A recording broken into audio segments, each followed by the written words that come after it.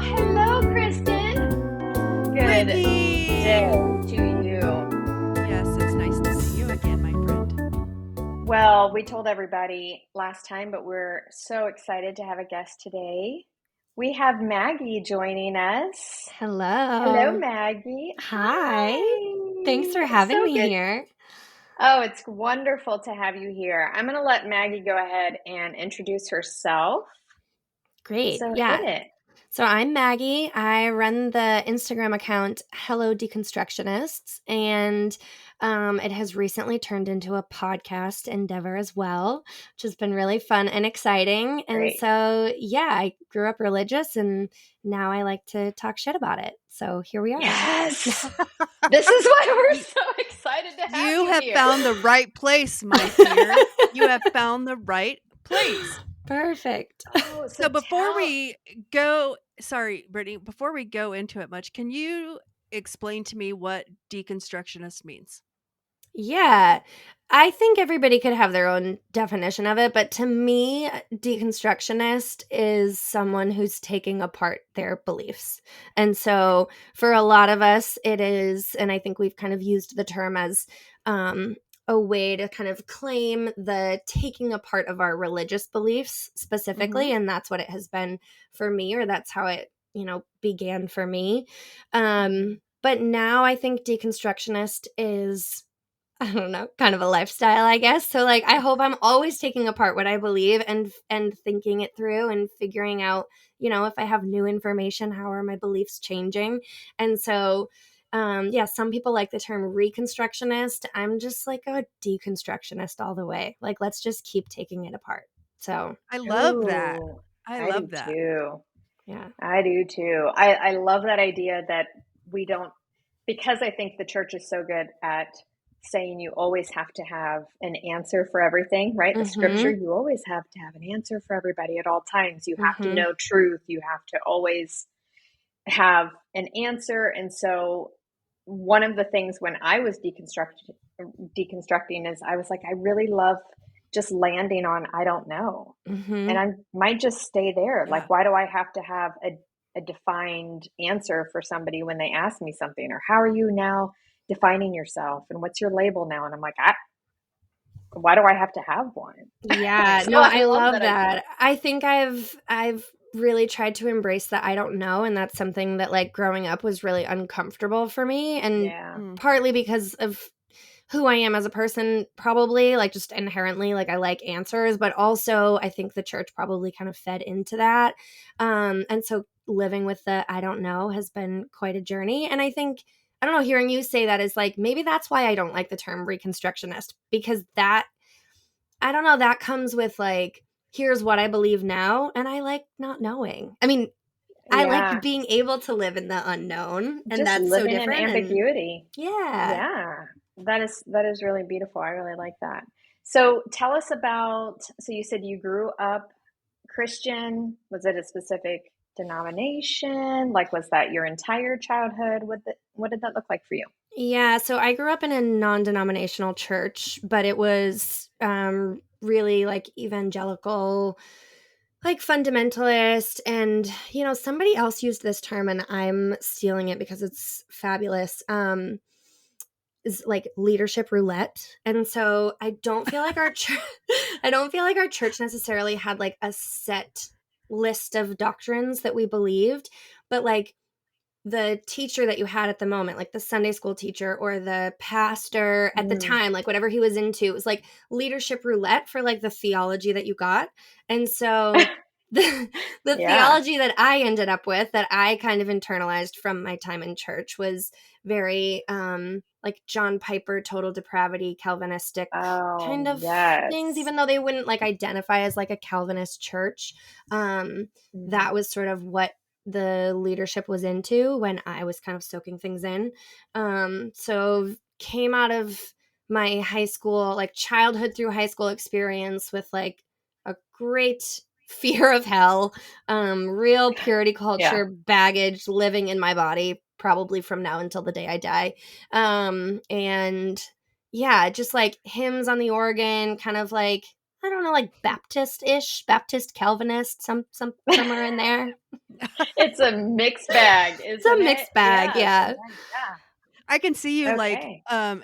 being a DJ in the back of a church, being like, I'm mixing it up. I got my 2 turntables here, Baptist on one side. I've got the Calvinist remix on the other, and wicka wicka wicka wicka wah. Okay, well, I'll throw something else in. So my the camp that I grew up going to and like ended up working at all through high school and college was a Mennonite camp, but you didn't have to be Mennonite to work there. Ooh. So we've got a little Mennonite in there we can DJ in, and then we also have it Sound was like, bites. yeah, it was it was very charismatic. Like the people who worked there were very charismatic, and the churches I went to on the weekend were very charismatic. So I had like, brief run-in with speaking in tongues, a little bit of prophecy, lots of laying on of hands. Wow. So we can Any flag flying? Any, oh like, yeah, some flag flying. banners Not for and me, like I dancing? didn't do it, Yeah. but I was kind of Tambourine. watching in awe Yes. at the flag Yes. dancers. So Ooh, yeah. Oh my gosh, that Those is people a are mixed filled with the bag. Spirit.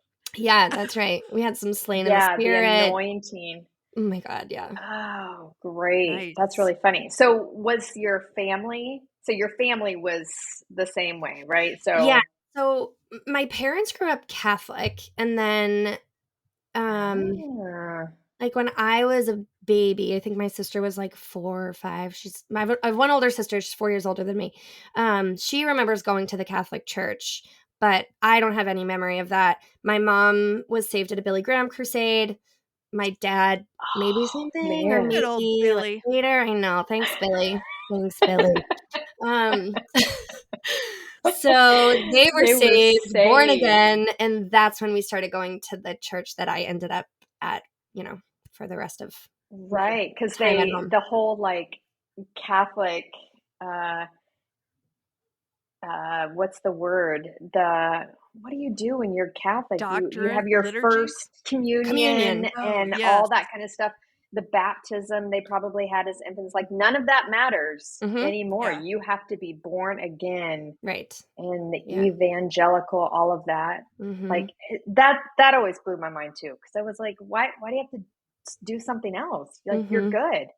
I know. You believe it. I don't know. Yeah, my sister had to learn the Hail Mary in Sunday school because my mom was like bringing her to a Catholic church at one point, even though like she had been like born again. She had been to this Billy Graham crusade, but my dad wasn't yet. So they were going to a Catholic church as kind of a happy medium. And oh boy, house divided. my sister had to learn the Hail Mary, and my mom was not okay with it because it was too Catholic and not evangelical enough. And so that's when we ended up leaving the Catholic church and going to evangelical. Going to leadership roulette. Going to leadership roulette, exactly. As it is in a non-denominational church. You said you stole that term. I think I'm going to make up a new term, leadership craps. Ooh, that's better. Where you just roll the dice. You don't know what you're going to get any given Sunday. Roll the dice. It's leadership craps. That's good. Snake eyes. I like that a lot. Snake eyes. That's really double good. sevens. We're going to heaven. Yeah. Nice. It's the leadership craps table.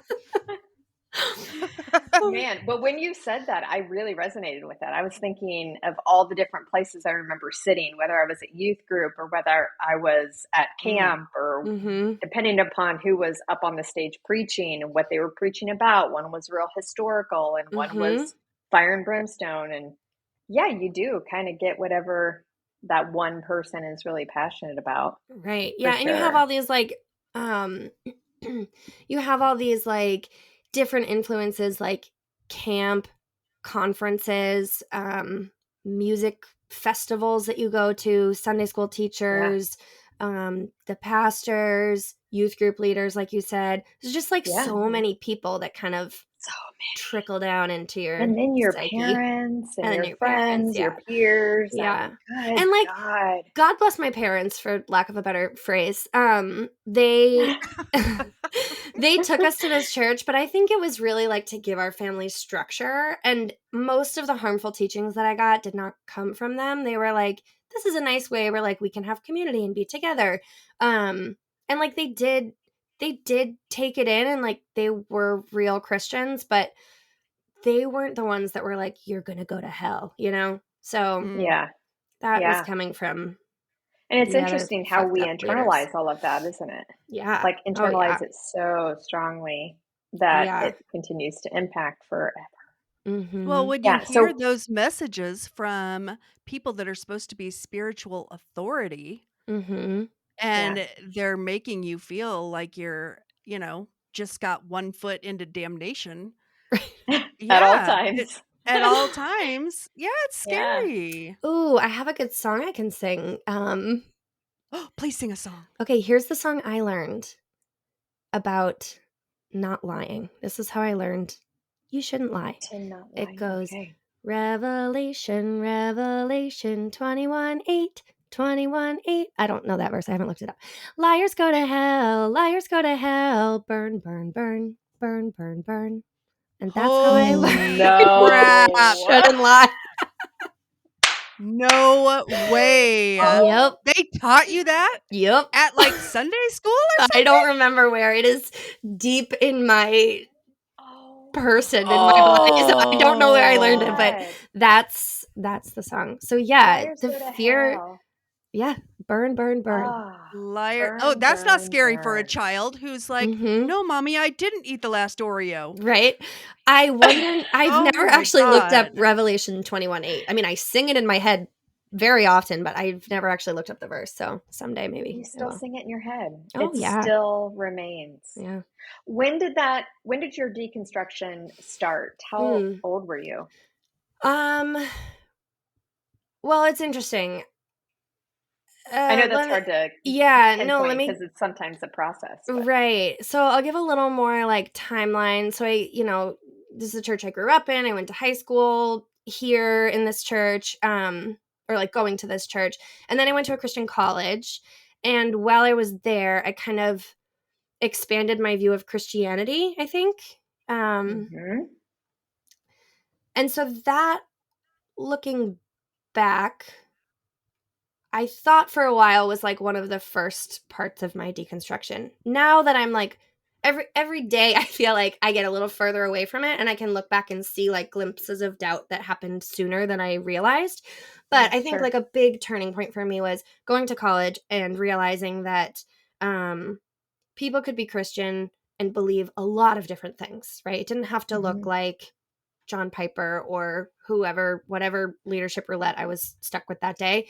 And so, so I think it like expanded my view of Christianity, and I was good with that for a little while. And then like by the end of college, I was kind of still going to church, but like being able to expand Christianity just like opens the door for you to be able to expand a lot of things.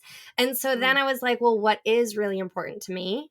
And I started to think about like, maybe it's not God at the center and like love and acceptance and humanity kind of coming out of that. Maybe it's like love and acceptance and humanity and caring for others at the center. And if God is helpful for you to do that, great. But if he's not, it doesn't really matter.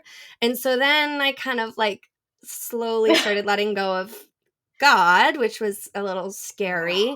You went down that slippery slope fast, didn't I you? was a slippery slope, yeah. A slippery No. sloper. Yeah. Another slippery sloper. Those are the slippery slopes that they warn us about. They did, Yeah, and they were Don't right. question that kind of stuff. Yeah. Right. Right. Some serious backsliding there. That's right. Friend. I backslid all the way out of church to your podcast. So here we are. Oh, yay! I'm glad that we are at the bottom of the slippery slope. Just here waiting with the catcher's mitt. What a nice ending. They tell you that like you're going to leave the church and like there's nothing, but there is. You're going to Look burn, at this burn, fun. burn. I'm going to burn. But no, we're going to have fun. Here we are. Yeah. So in part of my doctoral research, one of the things that kept coming up is for people, even if like going to college was like this huge experience where you're like, whoa, I'm seeing so many other things. And then you start noticing there were little points of doubt maybe before, but doubt is not something you're allowed to have or you're allowed to voice. So many people that I had interviewed, they were having that doubt, but they weren't allowed to voice it. They weren't allowed to communicate it to, if they did, they were given a lot of things to read, or they had a meeting with the pastor, like something really intense that, like, well, I'm never going to voice my doubt again. Right. Well, I think, sorry, keep going. No, go ahead.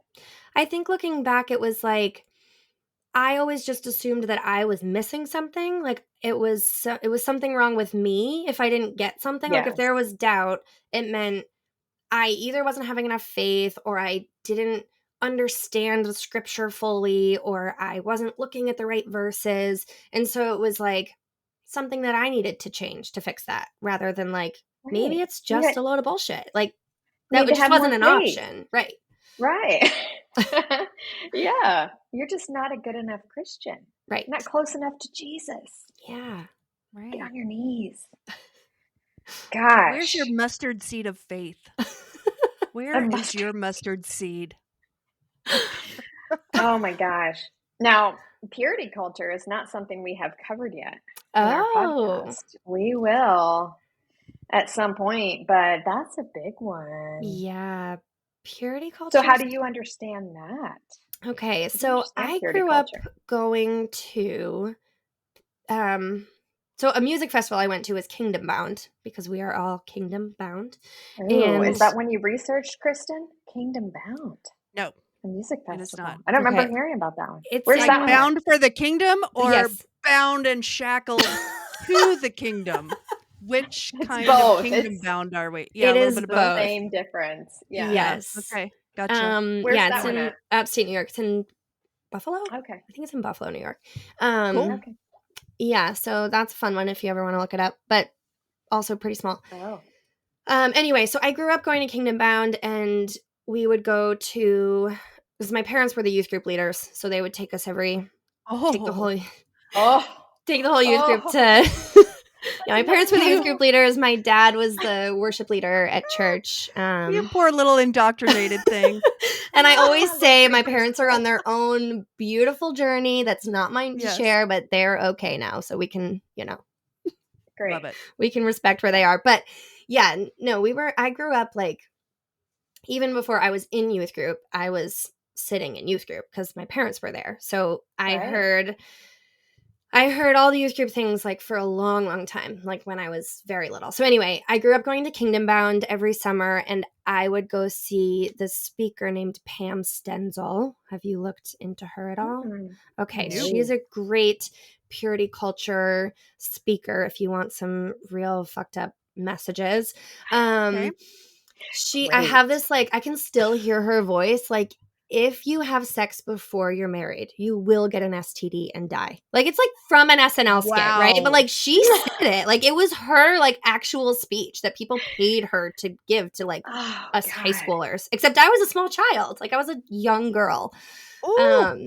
So yeah, there was that. I have do you want to hear snippets from my journal? Absolutely, we do. Oh my God, please do.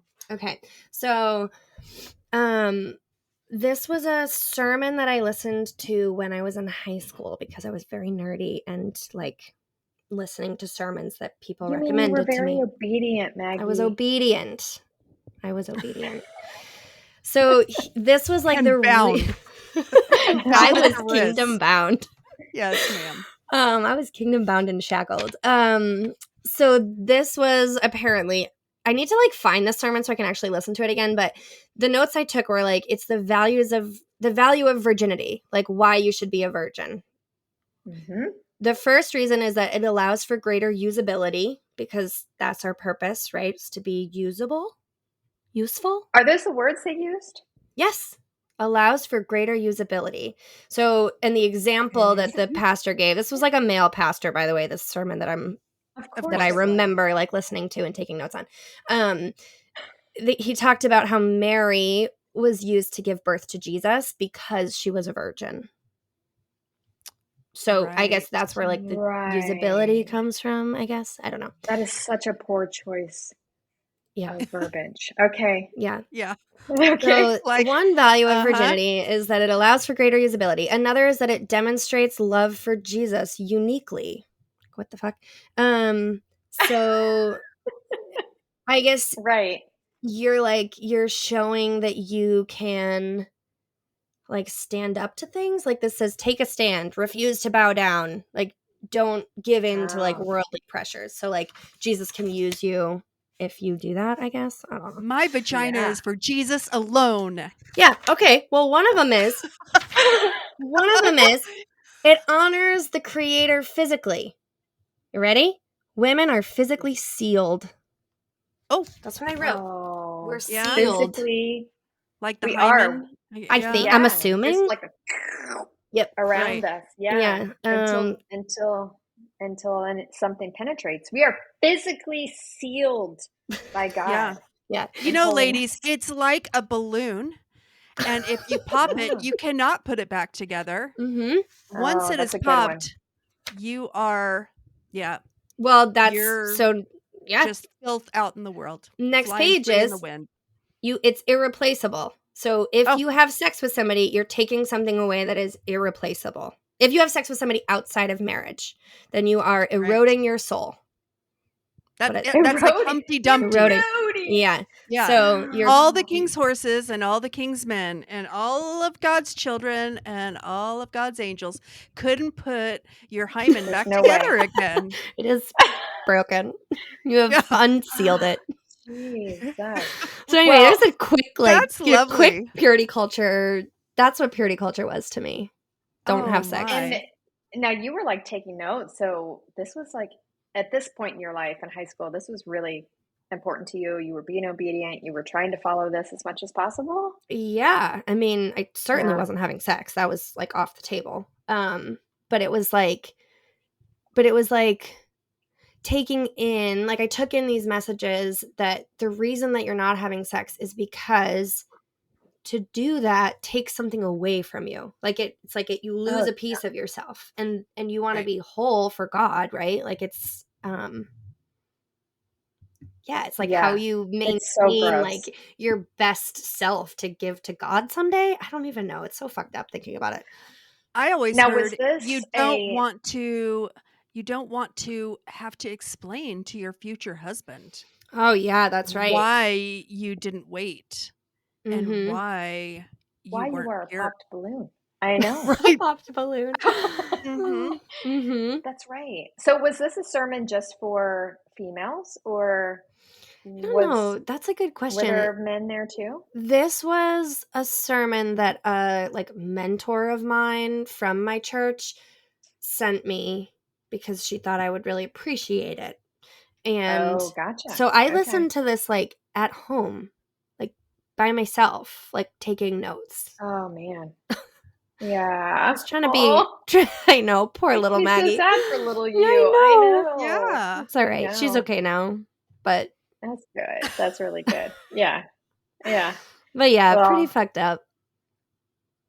It is. It's completely fucked up because the message, and men have their own version of purity culture, of course. I mean, men can be just as fuckbite as women, but yeah, that there's like something lacking, something is taken from us, and that like our goal, our job is to be useful, right? Like I think usable. About, like, usable. Hell yeah. Keep your usability intact. Right. Well, when I got married, my husband gave me it was an older couple in the church gave my husband and I rings that we were supposed to wear. So one was for him, one was for me.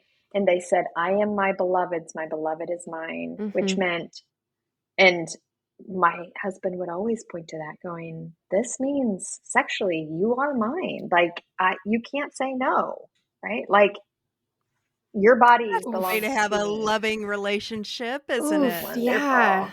Wonderful. Hey, yeah. baby, But tap, tap, tap, put out. tap, tap, tap. Tap, tap, tap on my ring. I want to tap, tap, tap, that. I'm cashing in on my usability coupon here. Right. My usability Can I coupon. use you? God, it's gross. Yeah. That's delicious. So what are some, like, with your podcast, and I want to give you an opportunity to talk about the book you're hoping to do in the future, but like, what are some of the ways that you are now connecting with other deconstructionists and talking about some of these huge issues? Yeah, well, I'm going to back up a little bit and like keep filling out my timeline and then talk about those. For sure. So I deconstructed everything, or like, expanded my view of Christianity, which then left you with like, wait, they're actually in my mind, for me, doesn't need to be a God at the center. There's something else. And so then I left church, but I didn't really think about it. Like I just walked away and was like covering my eyes, like I'm not looking because I don't know how to deal with all of that. And then like you can walk away for a while, but like at some point the processing like hits up with, or like catches up with you, and you have to look at it. And so I went to therapy for what I thought was anxiety, which it was. Absolutely. But also there was PTSD, like religious trauma coming in. And so that took me a little while to like unpack. But anyway, then I started kind of thinking through like all of this baggage, like, liars go to hell, and you are only good as long as you're useful to your husband. Like all of these things that we just talked about. I started to kind of unpack those in the way that they were like deeply internalized for me. And so in doing that, I had, of course, a lot of anger coming up in therapy. And at some point I was talking with my therapist about this anger, and I realized that a lot of it was like really protective for the people that were still in church, and not the people in church who are happy staying in church. They can stay in church. I'm not trying to convince anybody to leave, but the people who are in church and feel stuck, like feel like it's like a bound and shackled kind of thing. Yeah, for sure. Those are the people that I feel very protective of. And so that feeling kind of sparked my Instagram account, and I started the Hello Deconstructionist page, and I was like, if it helps one person, great, then like it's done its purpose. And I've made so many wonderful connections on there.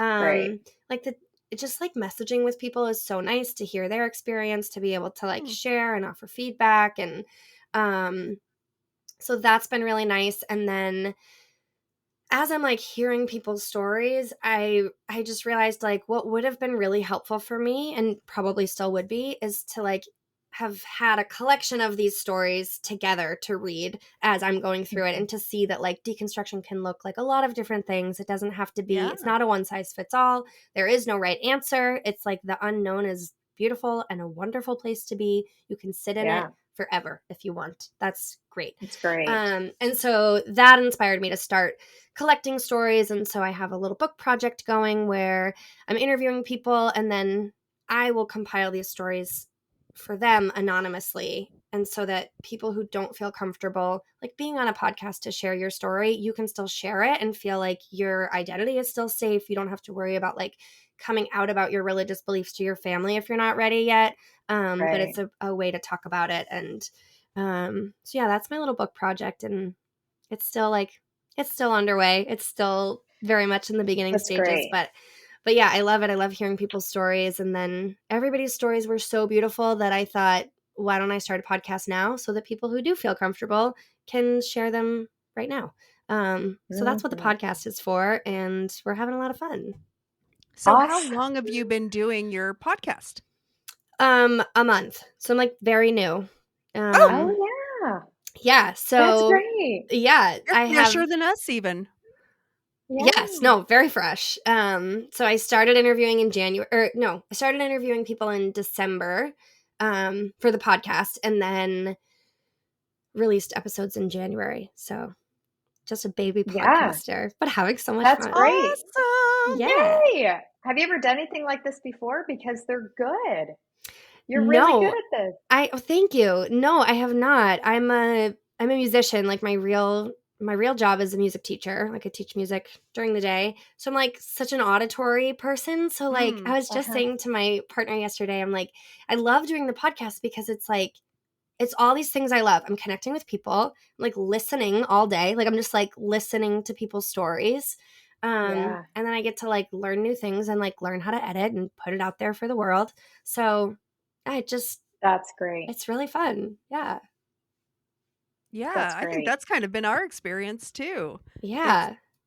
It's wonderful. Been really enjoying learning how to do it and discovering new things. Yeah. I love how the community of deconstructionists how that community is coming together, and more people are starting to connect and explore, and I really like this has kind of been, me and Kristen have kind of also been in the same place, that we want to make sure that we're not just saying, well, now it has to look like this. Like, you now have to be an atheist or an agnostic, and you can't be going to church, and you can't, like, we want to very clearly say it absolutely looks different for everybody. Some people still have a lot of what's called religious residue, where they're like, I still pray and hold on to a lot of my religious components, and that's where I'm at right now. Cool. That's perfectly me. fine. I'm a religious residue girl. Yes, absolutely. I mean, I still go to church and I still am involved in ministries, and Yep. And cusses. And Jesus listens to me cuss all day long, and guess what? He still loves me. Yeah, I love that. Like, you can hold on to that. I love that religious residue. It's such a good term. It's not like, mine. It's another researcher, but okay. Yeah, you can hold on to any pieces that you want, and you can let go of any pieces that you want. Yes, it's up to you. It's your choice. Absolutely, and I think that's the kind of freedom that we need, because being in the church, so often we are told we have to be in one certain place, and then I have heard some speakers and stuff about religious trauma that are like, now you have to be here, which means you can't have any magical thinking, you have to be an atheist. I'm like, you're just doing the exact same thing to us that we experienced before. So there has to be freedom, there has to be grace. That's a lovely word. You said the magic word. The bad word. Grace and peace be unto you. Seriously, I have clients sometimes who say cringy words, and I'm like, let's find another word for that. Okay, cringiest church words, like grace. Oh God, for you? Yes, we did a whole episode on Christianese. What were some of our favorites? We did 2 episodes on Christian. We did 2 fucking episodes on Christianese. There was so much of us. So I hate when there was a guy, because I'm a big Diet Coke fan, so I would always go through McDonald's and get a Diet Coke, and the guy at the window was always like, have a blessed day. Oof. And every time I was like, ugh. Just wanted to. I saw a truck this morning that said blessed or blessed, I don't know, blessed construction. Like that was the name of the company. And it was like, it had like Bible verses all over it. Like it was clearly like, God is blessing you. I'm like, do you have to pay for that? Like, is it really a blessing? Or like, we are blessed with this service as long as we have money to pay for it? Like, I think. Well, that takes us to our last episode of televangelism. Ooh, I pay for the blessing. Yeah. You do pay for the blessing with your seeds. That's right. Yeah, that's right. My mother gave me a coffee mug that said, "Too blessed to be stressed." I'm like, I guess who doesn't own that coffee mug anymore, because stress still came aplenty. My cup ranneth over with stress more than coffee. So fuck that. Yeah. I'm not too blessed to be stressed. We call that maybe like spiritual bypassing, if you're just like, you just can't feel stressed because God just takes it away, right? I have it's in God's hands. It's in God's hands. We give it to the Lord. That's right. Yeah. Just lift that up in prayer to the Lord. Gross. Yeah, I'm trying to think of others. My clients say grace a lot. That's one. Grace and See, now blessed. I like Very grace. blessed. Yeah, a know you therapist said do. forgiveness once, and I was like, Don't roll your eyes at "Ooh." me, Brittany. I Don't roll your eyes at me am and my rolling my eyes grace. at you. I like Yes. my grace. I can have my grace and Oh, eat it too. but Maggie, for sure, forgiveness. In fact, that's one that I'm like, listen, Yeah. if that is not a good word for you, use something else, or let's Yeah. unpack that and And what it's that means like, for you. it's still definitely like a concept that we should, or not should, but like, that's very much part of the real world, right? Like, that's Yeah, it not makes just a sense. religious thing, but it's like Sure. sometimes when it comes up in conversation, you're like, ooh, it's a little spooky. Oh, yeah. Yeah. Well, but because in the church it had a different meaning than Right. probably what a lot of people outside of the church have, you know? Right. Right, Like, you wait a second. have to forgive. Right. In church, It you wasn't have to, or else Or you God will can't not commune forgive with you. God. right. That's right. And then burn, burn, burn. That's right. Burn, Burn, burn, burn, burn. burn, burn, burn, burn. I apologize for putting that in your head and now all of your listeners' ears too. I am I'm going to go around really, singing that. Yeah. I'm grateful, Maggie, for Yeah. that song. Well, you're so welcome. You are blessed. You're blessed with I am that song. so blessed. I'm so blessed. I did look up the verse, though, that's based on. Oh, Okay, what is read it? it? Can you read it? Yeah. Let me pull it back up. Okay, you said it was Revelation 21:8. Yes. Okay, this is the NIV version, which is the not New International Version. Mm-hmm. King James is the only way. Oh That's my God. God's holy word, Kristen. Yeah, right. King James. Oh, geez, don't even get me started on that crap. All right. Revelation 21:8. But the cowardly, the unbelieving, the vile, the murderers, the sexually immoral, those who practice magic arts, the idolaters, and the liars, Ooh, there it is. they will be consigned to the fiery lake of burning sulfur. All right, now we've heard Yes. Now we know. It's the actually liars we could along with the expand- sexually immoral and the murderers. Yeah, we could expand the song, add a few more verses because there's a lot of things that will Yeah. send you to the fire. If you're pits of sexually hell. immoral, if you practice dark arts, burn, burn, burn, burn, burn, burn. Oh, If you practice dark arts. oh, Kristen, All that's right. fantastic. I think that the church lost some opportunities there, but I mean that would have been that song could have gone on for 3 hours. Yeah, It could Yeah. have. Just all the different verses. Yeah. Mm-hmm. They will not have they will have a place. What is it? Like a fire or something? Yeah, That's burning great. sulfur. Yeah, burning yeah. sulfur. Revelation Ugh. 21. Doesn't that sound delightful? Yeah. And That's- smell just Stinks. so pleasant. It's awful. It's terrible. Right. If you've ever been to Yellowstone, yeah, it's gross. Right. Like Yeah. hot springs or Yellowstone. something like that where they have the Exactly. Yeah. never comes out of your swimming suit if you go to hot springs. That smell never comes out. Go to Goodwill first, buy Good to yourself a know. swimsuit, and then go to the hot springs Life advice. because you will ruin your $85, Lands End swimsuit or whatever. Just Thanks, FYI, Kristen. everyone out there in Jesus land. Hey. Smell like the lake of fire. Smell like the lake of fire. So tell us about your Left Behind thing then. You said you wanted to share some, because you listened to our Left Yeah. Behind podcast. Okay. You listened to that? Yes. So Or you watched it? Read the books when you were little? What? So I didn't read the books when I was little, but it was like a big thing. I honestly think I was already too afraid of hell, and I don't think that I showed interest in reading it, and I think my mom would have been like, this is maybe too scary for you if I had asked. I don't know, but I was like a real nervous kid, and I was already scared of hell. I mean, the Yeah. song, burn, you burn, know. Of course burn. you were. Yeah, right. So, and I was very scared of the rapture. Like, rapture scary is Yeah. all day, every day. You know, you walk in a room and like nobody's there, and you're like, shit, was I left behind? What Oh, I happened? fucked up. I And what lied. happened? I lied about the Oreo. And now here I am. My parents are gone. and I've got to fend for myself. Yeah. So my sister is also totally out of the church, and my sister and another friend of ours who we grew up with in church, and she's also out of the church, we started a Left Behind book club together just to like see what they were like. After deconstructing? This was like within the last like year, 2 years. Oh, I can't wait to hear about this. So we only got, full disclosure, we only got through like 2.5 books because the writing is really bad.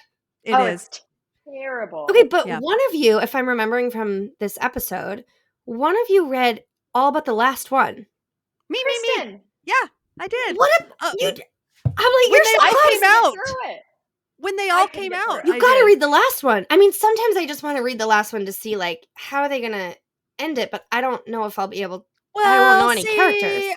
I read the second to last one, which was Jesus Returns after the tribulation. Okay, so I got to where years. Jesus returns after the tribulation, and all the rest of the believers, and the tribulation force characters get to go with Jesus, right? Oh my God. But then the very last one is like after the 1,000-year reign or something like that. I don't know. It's totally a different kind of storyline. So I didn't bother. Okay. I was over it by then. Okay.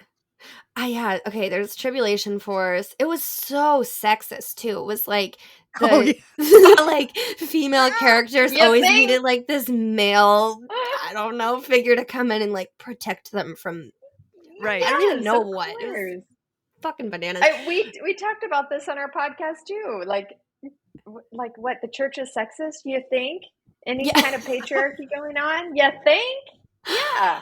Oh man. Yeah. Women need to be protected. We are the weaker sex. Mm-hmm. Right, which was one thing 5,000 years ago, but currently not so much. I think we're past that. I mean, well. Right. I heard T.D. Jakes. Have you ever heard of T.D. Jakes? No. Okay, I was more in like the Pentecostal world. Okay. So T.D. Jakes is like this like big time yelling, screaming preacher, and he was talking about that scripture that talks about women being the weaker sex. Oof. And he says, it's like when you have a vase made out of like plastic and a vase made out of crystal. Women are just more fragile because they're worth more. And I was like, fuck off. No, bullshit. That's not what you think or what any man in this auditorium thinks, please. Well, if I'm so crystal and worth more, why am I not making an equal wage? Yeah. We're just worth more. Right. How come I'm not allowed to preach? Huh? I'm just your pretty showpiece. You. Yeah. Vile. Yeah, you are a beautiful showpiece like the woman on his arm. Right. Yeah. Gross. Okay, so you grew up like Pentecostal? Or like in the more Pentecostal world? Oh my God. So many different denominations too, but my mom always kind of had a thread of fundamentalism. So it was like when I was really little, it was a pretty like really strict kind of a Baptist-y like beehive hairdo and long skirts and stuff. And then we went like non-denominational for a while, and then she ended up marrying a Pentecostal preacher, and she's still married to him. So there was like a whole lot of very intense and fundamentalist beliefs. A lot of fun, a lot of things to talk about. Yeah, lots of flags, I'm sure. A lot of tambourine music. Lots of flags waving. There was a lot of like spiritual warfare. Oh yeah, that's right. Yeah, we didn't have like a ton of like demons, and we talked a lot about spiritual warfare, but it was kind of like abstract. But like my brief run-in with like the Pentecostal world was like, you gotta be scared of demons. Like they're real and they're right up on you, girlfriend. They are knocking on your hymen, trying to get in. Watch out for the demons. That's why you need it sealed for Jesus. I will never unhear that. Good point.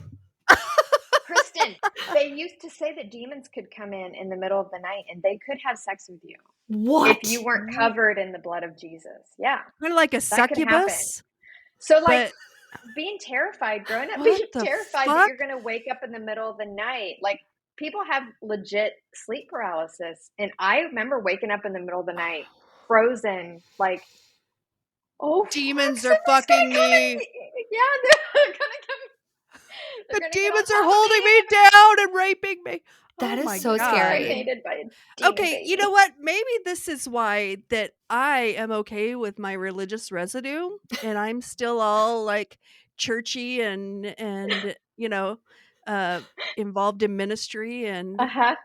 and prayerish And and maybe I'm whatnot. not. Right. It's because I didn't go through any of the crapola you guys are talking about. Burn, burn, burn. No.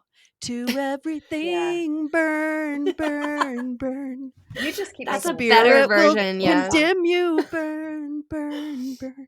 Oh my Yeah, God. no. Wait, so That was not. how did you grow up? And I realized this Yeah, is I Yeah. grew up totally agnostic home. okay. I grew up without a faith at Yeah, all. that's a huge difference. Yeah, so I chose it for myself Mhm. in high school. I did go to a very traditional Presbyterian church, which the people were lovely, but the teaching messed me up a little bit. And then I went off to college and, had sex with my boyfriend that I met in youth group. We lost our virginity to each other. And I'm like, oh, I am so soiled You were now. unsealed. And yeah, I was unsealed. Burn, burn, burn. You were My penetrated. vagina is broken. Burn, Your soul was burn, burn. eroded. Yes. So that's exactly right.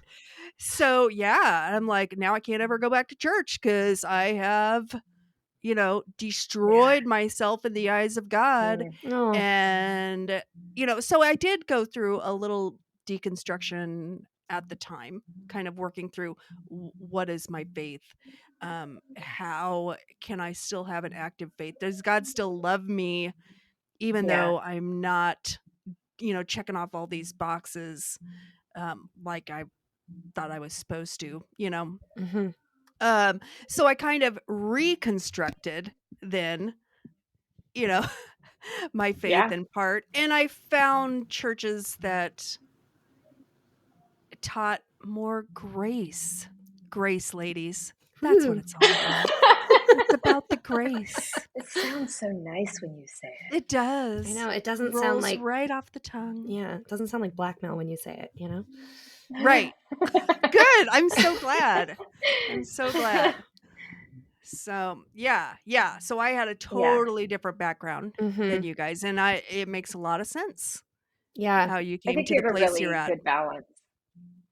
I That think I do you too. hold Yeah, things in balance really well. Yeah. I Yeah, try. and to be Yeah. able to choose it, I mean, like you said, that makes all the difference because you're not being taught that this is the way and Right. that's it. Otherwise, this will happen to you. Nobody's scaring that shit into me. Right. You're like, this Yeah. is what I like about it, so this is what Yep. I'm going to go there for. And you That's get to choose exactly that. right. And it's, Yeah.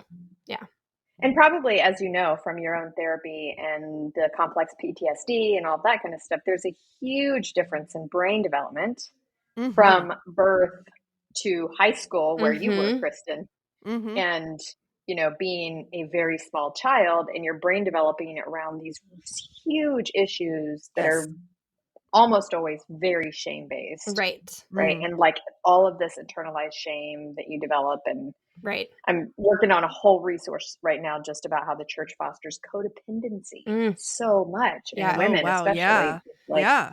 it's just gross. Yeah. Like, we Yeah. have to constantly be giving at the expense of ourselves. So I'm wondering, do you still have things you have and you continue to deconstruct? Do you still have things that you struggle with, like that little song that's in your brain, or things that you still continue to, find yourself wrestling with? Yeah, that's such a good question. It's definitely less than it used to be. Like it is not my everyday. And I think that's why I feel like Yeah, I that's have great. this space to collect other people's stories and share them either through a book or through a podcast.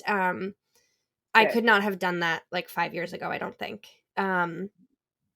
But there are Right, you've healed. It's certainly not like a constant triggering that happens if you're right. hearing stories and Right. stuff. But there are I described it the other day in therapy as like this spiral and I I use like a spiraling downward, but what I mean by that is like spiraling like deeper. So like there are these kind of key things that come up, like, I don't know, fear of hell, rapture, purity culture, like let's use those three. And then you kind of work through them and you're like, okay, here's kind of where I am. I'm okay.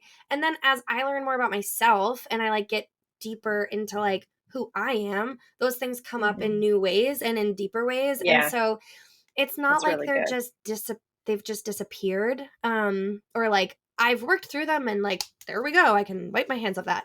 But I don't feel like they like impact my life in like a negative way like they used to. It's just like, oh, I noticed that like my therapist said something about like here's an example. My therapist said something about like not being an object in sex. And she was kind of like paraphrasing what I was saying. Like in this really just like, yes, yeah, that's right. That's true. Yeah, like you're not an object in sex. And I was like, oh my God, I'm not an object in and like hearing it back to me was like all the like objectifying culture messages came back to me, rushed into my body. You know, it's like those kinds of things come up, but it doesn't like haunt me the same way that it used to.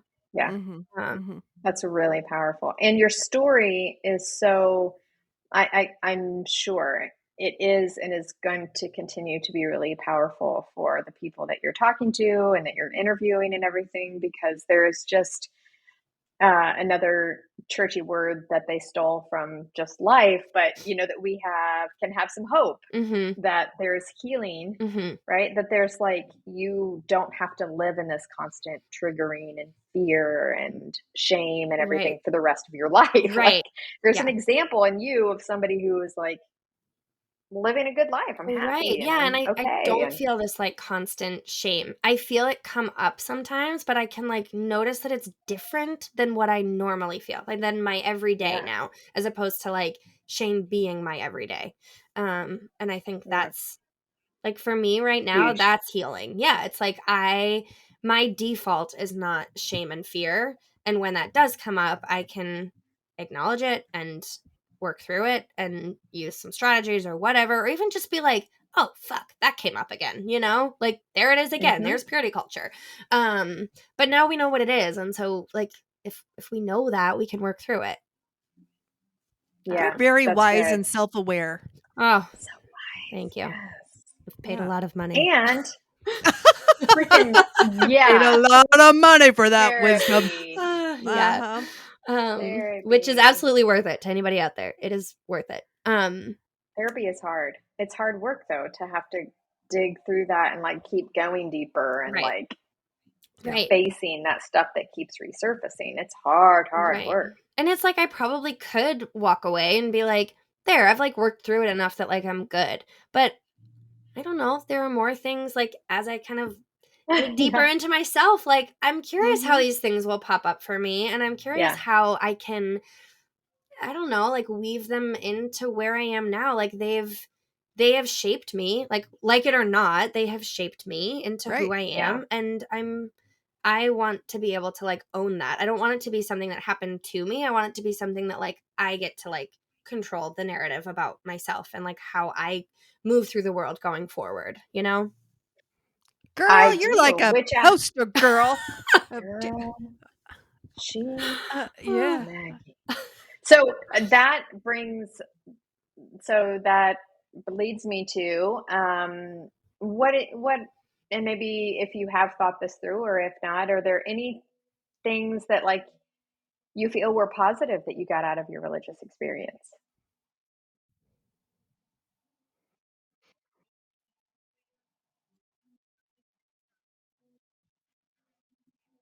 Right.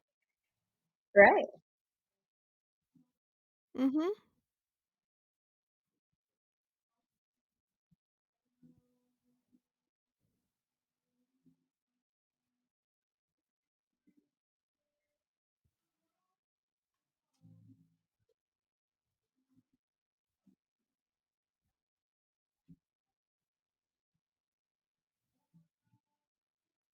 Yeah. Yeah.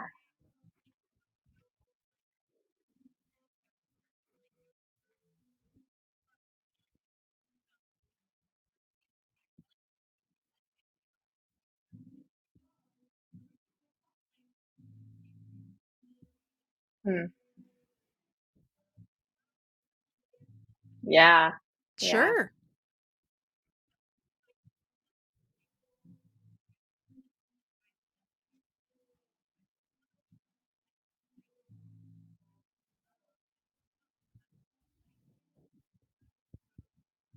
Hmm. Good.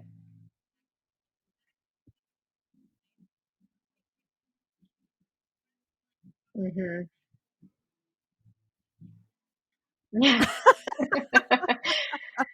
That's good.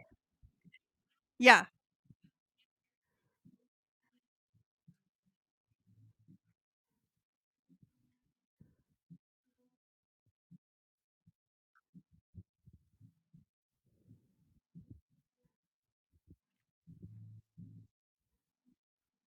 Yeah. Yeah, that's not cheesy at all. I think that's very true. I think it can absolutely, I mean, that's one of Mhm. like the main psychological losses, things Yeah. that people Yeah. experience when they're deconstructing is like this loss of community of now what do I do? Who do I've lost my family, I've lost my Yeah. friends, I've lost financial support, I've lost Right. That everything. So feeling of isolation is devastating. Can be. yeah, it can be for sure. So yeah, that's really good. And I heard you say earlier that like it's definitely helped you build some resiliency. You know, these like hard things that you've had to work on and process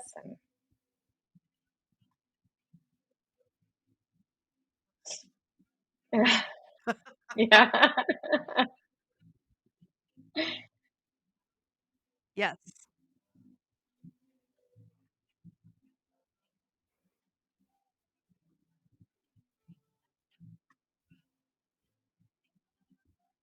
Yeah.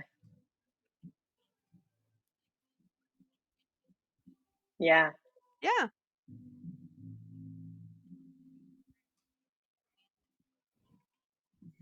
It's a really healthy balance as well.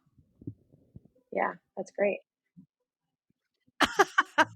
We can absolutely hold space for that. Yeah, all the anger and all of the I love it and fuck sadness. that shit. Yeah. Yeah.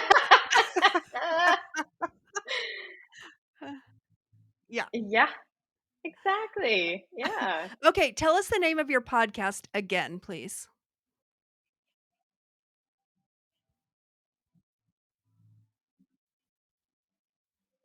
It's everywhere.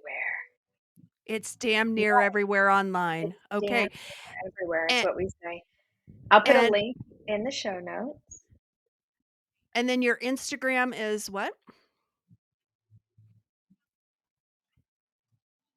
Okay.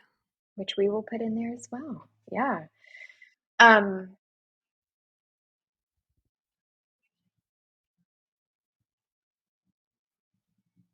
we absolutely will do that. Yeah. Man, this has been so lovely to get to know you and to hear your story. Thank you so It much. was fun. Oh, I really appreciate you. Great gracing us with your presence, Maggie.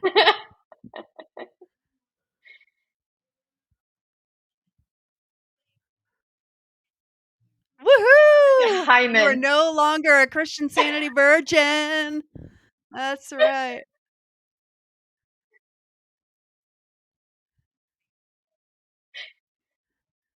Good. Great. Thank you Oh, you're so much. welcome. Thank you for joining us. So, all of the things with Maggie, we will put them in the show notes. And anything else, Kristen? Maggie? Burn, burn, burn. No, that's There a is different a song. now it's time to sign off. Burn, burn, burn. There. How's That that was for lovely. closing? Okay. Kristen, do you have an idea what's next week? Yeah, no, I don't. Me neither. I guess we'll come up with something, won't we? We I always had a pull couple something out of our ideas butt. when Yeah. we were talking. I had a couple ideas. Mhm. I meant to write them down. I didn't write them down. Damn it. I'll think about it. Ah, Okay, and edit yeah. something in. Okay.